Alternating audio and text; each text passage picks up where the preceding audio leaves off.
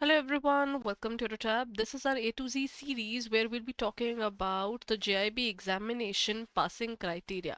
आज हम बात करने वाले हैं इस पर्टिकुलर टॉपिक की ताकि हमको समझ में आए कि इस पेपर के लिए अपने पास में कौन से पासिंग क्राइटेरियाज हैं।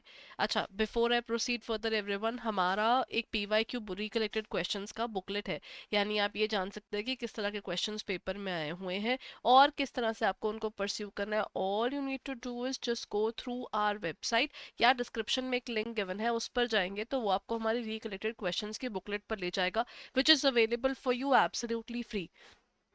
सो देन टेक्निकली आपको आइडिया हो जाएगा पेपर के लिए प्रिपेयर कैसे करना है, कैसे क्वेश्चंस आए हुए थे, इनफैक्ट उनके आंसर्स क्या हैं वो भी उनको आपको साथ में ही मिल जाएंगे। That's a good book, go ahead and try it out and check it out right away. Okay, now let's talk about the topic. आज हम बात करने वाले हैं पासिंग क्राइटेरिया की। पासिंग में बहुत बार बैंकर्स को कंफ्यूजन्स होती हैं कि मेरे 50 मार्क्स आए हैं मैं पास हूँ, क्या मेरे 49 आए हैं तो मैं पास हूँ। मैंने सुना है कि 45 के अंदर भी आपका पास हो जाता है। What is it all about? We'll be talking about all this thing in detail today. Exam evaluation, हम आज का पर्टिकुलर एग्जामिनेशन मतलब will be talking about exam evaluation होता कैसे, कब दिखेगा कि मेरा पासिंग का सिनेरियो क्या है, मैं पास हुआ हूँ कि नहीं हुआ हूँ। देन पासिंग का एग्जैक्ट क्राइटेरिया क्या है, कितने मार्क्स पर आप पास होते हो, 49 पे होते हो, 50 पे होते हो, 45 पे होते हो, ये कौन सी अलग अलग स्कीम्स है जिसके अंदर अलग अलग तरह से लोग पास हो रहे हैं, है ना। एंड देन इज योर कितने अटेम्प्ट्स अलाउड है, will be talking about that part as well in this video. Along with this ideal कितने मार्क्स होने चाहिए मेरे दिमाग में एज अ बैंक, अगर मैं बैंकर पेपर देने जा रही हूँ तो मेरे आइडियल कितने मार्क्स आ ही जाने चाहिए ताकि मेरे को चिंता न रहे अगली बार JIB के बाद CIB देते वक्त। So let's talk about the first part, that is exam evaluation. आपका जो एग्जाम है वो इवैल्यूएट कैसे होता है। आपके ना एग्जाम्स के जो मार्क्स है जब आप पेपर खत्म करते हो वो तभी आपको दिख जाते हैं। जो भी आपका स्कोर होगा वो आपका यहाँ दिखेगा और उसके साथ साथ में आपके जो टोटल मार्क्स हैं वो आपके यहाँ पर कितने करेक्ट कितने इनकरेक्ट, वैसे भी पेपर में नेगेटिव मार्किंग तो नहीं है तो वो वाली चीज़ नहीं आएगी, और आपके कितने क्वेश्चंस किए कितने नहीं किए वो सारा आपको दिख जाता है। इनफैक्ट आपके एग्जैक्ट मार्क्स भी यहाँ पर पता चल जाते हैं। सो इसका मतलब first of all we don't have to worry about कि पेपर के बहुत देर बाद बताएंगे क्या, वो आपको साथ साथ ही बता देते हैं आपके मार्क्स कितने हैं। सेकेंडली, अब बारी आती है एग्जामिनेशन के पासिंग क्राइटेरिया की। पासिंग का एग्जैक्ट क्राइटेरिया क्या है, सबसे पहली बात आती है इसमें अपना सब्जेक्ट वाइज पासिंग क्राइटेरिया है। मतलब अगर मैं मान लीजिए दो तरह के क्राइटेरिया, जब मैं आपको बोल रही थी ना 49 पे फेल हो गए 45 पे भी फेल नहीं हुए, ये क्या सिनारियो है। अगर आप पेपर इंडिविजुअली दे रहे हैं, मतलब you are giving only the JIB, मान लीजिए कोई IE एंड IFS दे रहा है और मान लीजिए आप दो पेपर दे रहे हैं या आप तीन भी दे रहे हैं लेकिन आप सारे एक साथ नहीं दे रहे, उस समय पर आपका पासिंग क्राइटेरिया सब्जेक्ट वाइज होगा 50 मार्क्स का। ठीक है, जब आप एक या दो या तीन सब्जेक्ट्स दे रहे हो, सारे के सारे नहीं दे रहे हो, that is called subject wise passing criteria. दूसरा होता है ओवरऑल पासिंग क्राइटेरिया। ओवरऑल होगा मतलब अगर आपने चार के चार पेपर्स, इसके बाद आपने PPB भी दिया, फिर आपने AFM भी दिया और उसके बाद आपने RBWM भी दिया, अगर ये तो आप चारों दे रहे हो तो उस केस में क्या हो जाता है, in this case it would be little different. इस केस में क्या होगा, तब आपको हर पेपर में इंडिविजुअली 45 मार्क्स मिनिमम लेने हैं और टोटल में आपको लेने हैं 200 मार्क्स, यानी आपके चार पेपर है 100 मार्क्स के, यानी आपका टोटल बन गया 400। 400 का एग्जैक्ट 50% आपके मार्क्स होने चाहिए, 200 या 200 से अबव, 45 या 45 से अबव। और एक होता है class of pass criteria, this is the last one. जब हमारे पास एक्स्ट्रा ऑर्डिनरी बैंकर्स आते हैं जो अबव 60 मार्क्स स्कोर कर जाते हैं तो then they get into the class of pass criteria. तो हम बेसिकली पहले सब्जेक्ट वाइज समझ लेते हैं। सब्जेक्ट वाइज के लिए आपको एटलीस्ट 50 मार्क्स चाहिए होंगे, ठीक है। और अगर आप ओवरऑल पासिंग क्राइटेरिया पे देख रहे हैं तो एटलीस्ट 45 मार्क्स आपके आने चाहिए और 50% आपका एग्रीगेट और है, दोनों चीजें साथ में है। मतलब अगर if I talk about it in English, it is basically 45 at least in each and every subject and a total of 50% of the total examination, तो आपका वो होना चाहिए।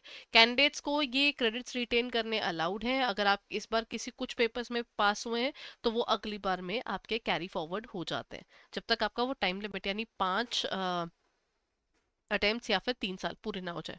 ठीक है, अब ये क्लास ऑफ पास का था, जब आप ना जो आपका फर्स्ट फिजिकल अटेम्प्ट है, द इंस्टीट्यूट आपको क्या करेगा, आपका फर्स्ट फिजिकल अटेम्प्ट, मतलब कई बार लोग पेपर भर देते हैं लेकिन पेपर देने जा नहीं पाते, वो नहीं काउंट होगा यहाँ पे।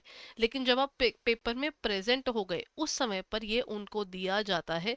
यहाँ पर कैंडिडेट्स हैं, उन्होंने इससे पहले कोई एग्जामिनेशन अलग अलग नहीं दिए हुए हैं। उन्होंने क्या किया, उन्होंने एक बारी में दिए। और कैंडिडेट्स जो री एनरोल करवा रहे हैं पिछली बार के सारे अटेम्प्ट्स को एग्जॉस्ट करने के बाद, वो भी इसके अंडर नहीं आते। फर्स्ट क्लास पास का मतलब है, अगर 60% और मोर मार्क्स आपके एग्रीगेट में चले गए, यानी आपने 400 का 60% यानी 240 मिनिमम तो आपने ले लिए मार्क्स, और उसके बाद आपका जो पास था वो आप सारे सब्जेक्ट में हो in your first physical attempt, पहले ही अटेम्प्ट में अगर आप सब में पास भी हो गए और आपके जो टोटल है वो 60% ऑफ द टोटल से ऊपर निकल गया, यानी 400 का 60% हुआ, 240 मार्क्स अगर आप ऊपर ले रहे हैं, और फर्स्ट क्लास विद डिस्टिंक्शन आप तब माने जाएंगे जब आप 70% और मोर मार्क्स ले रहे हैं टोटल के अंदर, और 60% और 4 मार्क्स आप ले गए हो, more marks in terms of your first physical attempt, मतलब आप सब्जेक्ट वाइज देखोगे तो हर एक में आप 60 क्रॉस कर गए हो, और टोटल के अंदर आप 70% से ऊपर एग्रीगेट में ले गए हो। This is how they define the first class with distinction. This should be the aim, क्योंकि if you aim higher then is only you can make sure ना कि आप अच्छा कुछ स्कोर कर रहे हो। अब बारी आती है नंबर ऑफ अटेम्प्ट्स कितने अलाउड हैं। देखिए नॉर्मली आपको अलाउड है 5 अटेम्प्ट्स, और उसके अंदर 3 इयर्स के अंदर विच एवर इज अर्लियर, जो पहले एग्जॉस्ट हो गया उतना ही आपका लिमिट है। और इसके बाद आपके जो क्रेडिट्स हैं वो भी आगे कैरी फॉरवर्ड नहीं होते, तो मतलब आपको इन्हीं अटेम्प्ट्स के अंदर या तो खत्म करना पड़ेगा, अदरवाइज आपको सारा का सारा दोबारा से देना पड़ जाएगा। ठीक है, तो टाइम लिमिट ये जो 3 इयर्स है या 5 अटेम्प्ट्स की है, इनमें से जो पहले खत्म हो जाएगा वो काउंट होगा। और attempts will be counted when she applies for the exam. आप पेपर दे रहे हो आप नहीं दे रहे हो उससे मतलब नहीं बनता, लेकिन अगर आपने पेपर भर दिया है तो वो काउंट होगा। और लास्ट हमारे पास आ जाता है कि ये रूल जो मेंशन है वो नॉर्मली एलिजिबल होता है किसी भी 5 एग्जामिनेशंस के अंदर आउट ऑफ 6, मतलब आपने 6 में से कोई 5 में अगर भर दिया है तो वो एग्जॉस्ट हो गया, then we will not wait कि 3 इयर्स कंप्लीट होंगे तो, क्योंकि इन दोनों में से जो पहले हो जाएगा वो एग्जॉस्ट हो जाएगा उसके बाद, और उसके बाद उस पर्सन को दोबारा री एनरोल करना पड़ जाएगा। So it is always better कि हम पहले ही कंप्लीट कर दें, बिकॉज एटलीस्ट इतने सारे अटेम्प्ट्स में ना फिर वो पढ़ाई नहीं रह जाती, वो मज़ा नहीं रह जाता पढ़ने का, और वो मोटिवेशन भी नहीं रह जाती। So make sure that you are trying to finish it off as early as possible, क्योंकि अभी ना तो कोई नेगेटिव मार्किंग है ना ही पेपर का एग्जामिनेशन बहुत ज़्यादा टफ हुआ है। They are increasing the level every single year, तो इट इज़ बेटर कि आप जितनी जल्दी निपटा दें आपके लिए उतना आसान। अब बारी आती है आपके आइडल मार्क्स के। Ideal marks should be at least 60। Now the point is, मैंने बैंकर्स को देखा है वो प्रिपेयर ही 60 का करते हैं, और फिर उनके 40 45 भी आए हैं, 40 भी आए हैं, 41 भी आए हैं। And I have seen individually एक पर्टिकुलर पेपर दे रहे थे उसमें 49 आ गए। पासिंग कितना इंडिविजुअल पेपर में 50, कोई फायदा नहीं होता। तो आपका एम अगर 60 होगा तो याद रखिए आपको 90 मार्क्स के आसपास की प्रिपरेशन तो आपको करके चलनी है, जिसमें से आपको 70 तो ऐसा होना चाहिए, मिनिमम 70 to 80 आपका ऐसा होना चाहिए जो आपके टिप्स पे हो कि पता है वो पेपर में आप आराम से कर लोगे। ठीक है, so that is one particular part. But सबसे पहली बात आती है कि ये करना कैसे है, फिर क्यों करना है, हमें क्यों चाहिए इतने मार्क्स और कैसे करना है। मतलब देखिए सबसे पहली बात है, if you want to score this much, first of all you shouldn't be waiting for the examination to come, फिर हमारा मोटिवेशन आएगा, हमारा फ्लो आएगा, हम तब पढ़ेंगे। उतना रिस्क नहीं उठाना चाहिए, और स्टडी को प्रॉपरली कीजिए, सिलेबस को देखिए और सिलेबस के अकॉर्डिंग चलिए, rather than just going through पता है the most important questions I have got, और ये मैराथन आ रही है, ये यूट्यूब पे कुछ चल रहा है, इससे पढ़ लेते हैं, नहीं। पीवाईक्यू जरूर समझे ताकि आपको एग्जामिनेशन के इंपॉर्टेंट क्वेश्चंस पता चल जाए, और सरप्राइजेस के लिए तैयार है। कई बार बैंकर्स ना बाद में बोलते हैं कि मैम इस कारण फेल हो गए क्योंकि ना इस बार केस स्टडीज बहुत ज्यादा आ गई थी, आपको और पढ़ना होगा। You can not think about that कि पेपर का वो प्रॉब्लम आ गया है क्योंकि सरप्राइजेस आ गए। You have to be ready for that all those glitches, और तभी आप क्लियर कर सकते हैं। एमसीक्यूज की प्रैक्टिस प्रॉपर रखिएगा, और टारगेट आपका 60+ होना चाहिए।